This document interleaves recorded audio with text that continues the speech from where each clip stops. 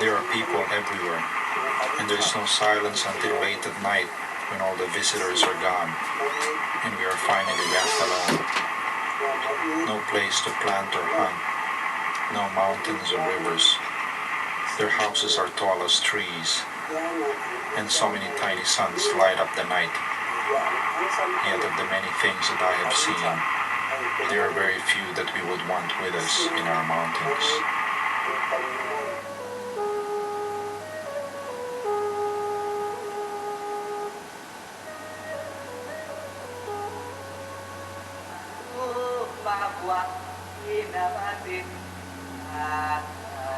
A few days later, he met Antonio, a man from the Visayan Islands.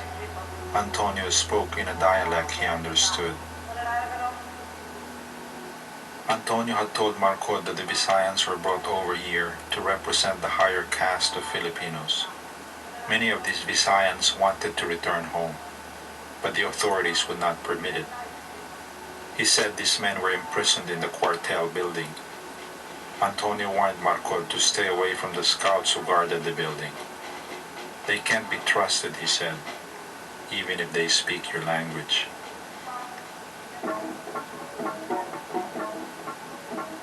Most of his time was spent in the village, where he was required to perform ritual dances with his battle axe, shield, and spear, including a sacred head hunting dance with a wooden head substituting for a real one. Celebration of birth, marriage, and death. These rituals were repeated endlessly, devoid of any true connection to the occasion that inspired them.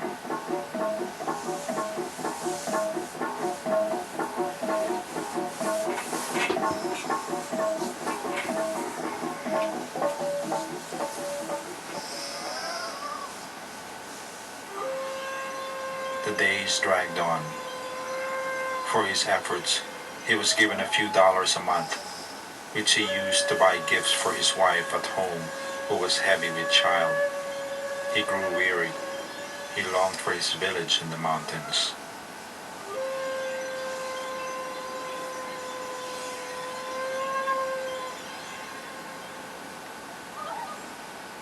He became preoccupied with the two Bontoc men who died a few weeks ago.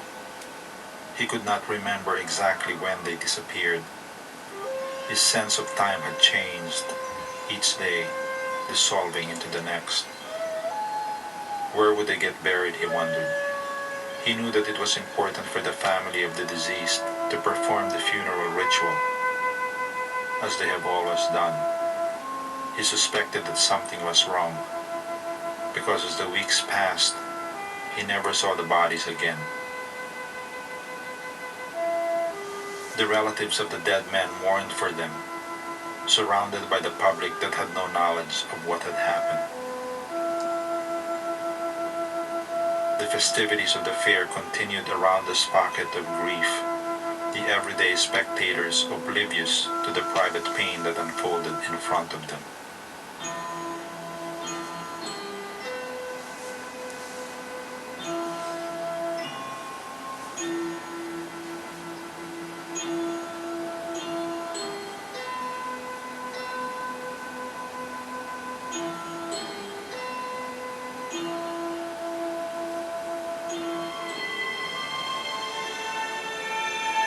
Marcot grew increasingly worried, and he became preoccupied with the thought of his dying before the fair's end.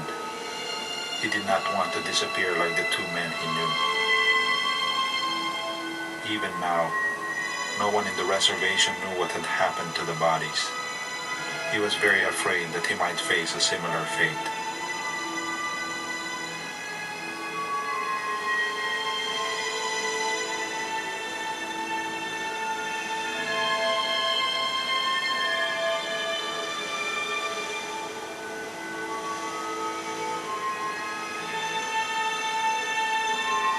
In the darkness, the silence finally arrived.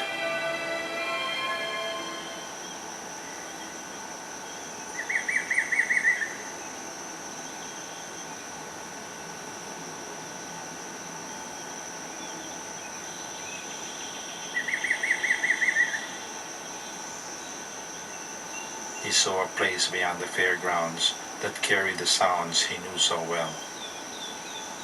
He was alone in the forest at last. He hoped that no one would see him, that he could get by unnoticed.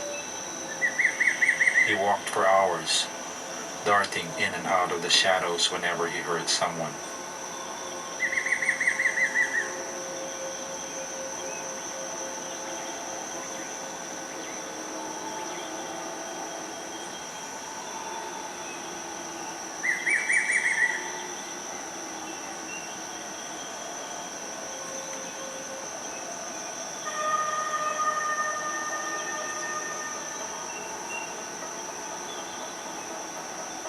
By day's end, he had reached the edge of the forest.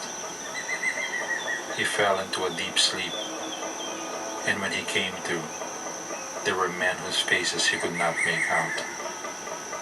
They were shouting to him in English, and he could understand some of the words. They growled at him like hungry mad dogs.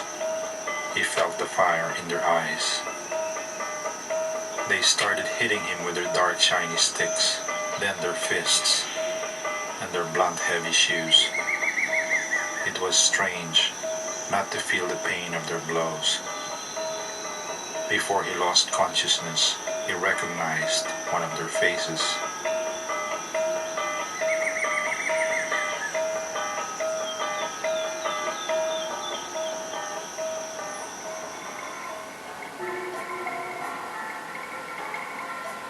When he came to, he was back in the fairgrounds.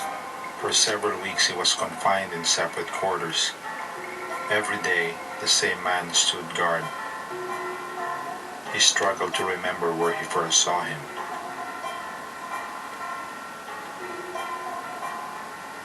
Marcod was not a fearful man. He was a warrior, unafraid of dying if it was a proper death, and if it did not bring dishonor to his family. He could not face the shame of his defeat against the men who left him for dead outside the fairgrounds.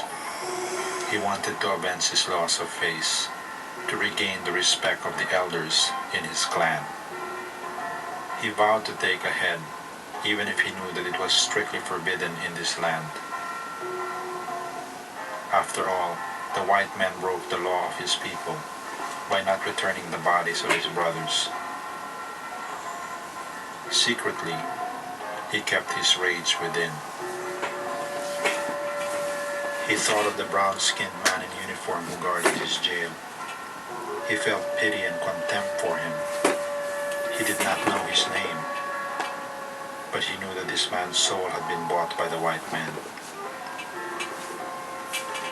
Soon he would avenge the honor of his tribe by taking this coward's head. He knew where this man lived. He planned his attack. He felt his blade on the man's neck.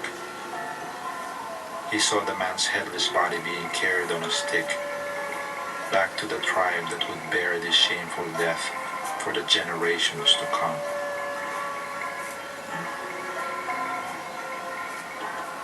For the first time in many months, he felt his strength come back.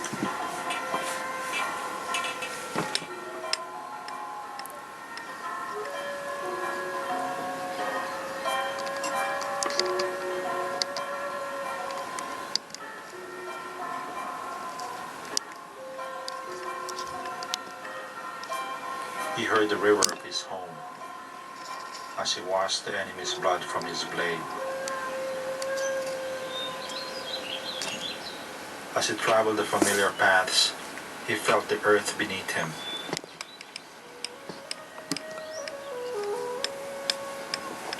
He saw the trees that contained the spirits guarding his village. He knew his wife would be proud. He knew that the child he carried would one day speak of his father's courage.